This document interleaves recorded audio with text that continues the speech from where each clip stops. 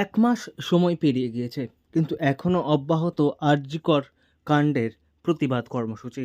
সমাজের সমস্ত স্তর থেকে প্রতিবাদ জানানো হচ্ছে।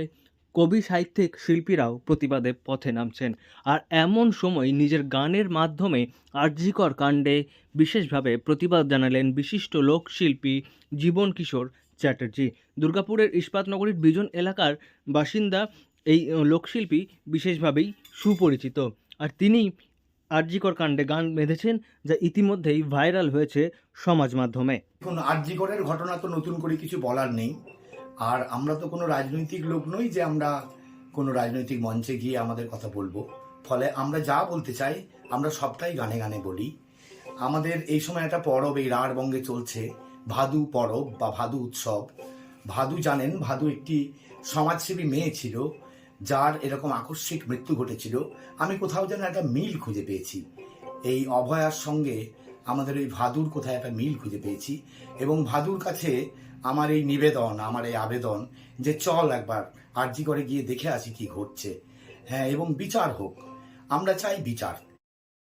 এই বিশিষ্ট লোকশিল্পী বলছেন, আরজিকরের ঘটনা অত্যন্ত নিন্দনীয়, তাই এই ঘটনার প্রতিবাদ হওয়া উচিত, এবং তারই পরিপ্রেক্ষিতে তিনি আরজিকর কাণ্ডের প্রতিবাদে এই গান লেখেন, এবং এই গান তিনি করেছেন তার মেয়েকে সঙ্গে নিয়ে, তার পড়ুয়াদের সঙ্গে নিয়ে, এবং সেখানে অরাজনৈতিকভাবে এই গানের মাধ্যমে আরজিকর কাণ্ডের প্রতিবাদ জানিয়েছেন এই লোকশিল্পী।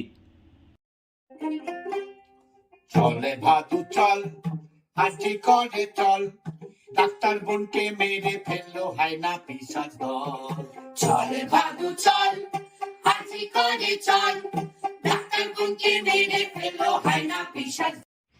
আমরা রাস্তায় নেমে বেরিয়েও প্রতিবাদ করেছি, পথে হেঁটে, গান গেয়ে, স্লোগান দিয়ে, এবং সোশ্যাল মিডিয়াতে তো আমরা রয়েছি। বাবা এই গানটি বেঁধেছে এবং সঙ্গে সঙ্গে আমি কলকাতা থেকে এসেছি, সে সবাই মিলে এই গানটির দ্বারা আমরা প্রতিবাদ জানাবো। এই সময় ভাদ্র মাস এবং ভাদুর সময় আমরা দূরদর্শনে, অল ইন্ডিয়া রেডিওতে ভাদু গান নিয়ে আমাদের রিহার্সাল এগুলো চলছে। তার মধ্যেই এই ভাদু গানটি আমাদের হঠাৎ করেই বেরিয়ে এসেছে, এবং এই গানের দ্বারা আমরা প্রতিবাদ। প্রসঙ্গত, দুর্গাপুরের বাসিন্দা এই শিল্পী বিশেষভাবেই সুপরিচিত। তিনি লোকশিল্পী হওয়ার পাশাপাশি লোকগানের শিক্ষক এবং একই সঙ্গে ইংরেজির শিক্ষক।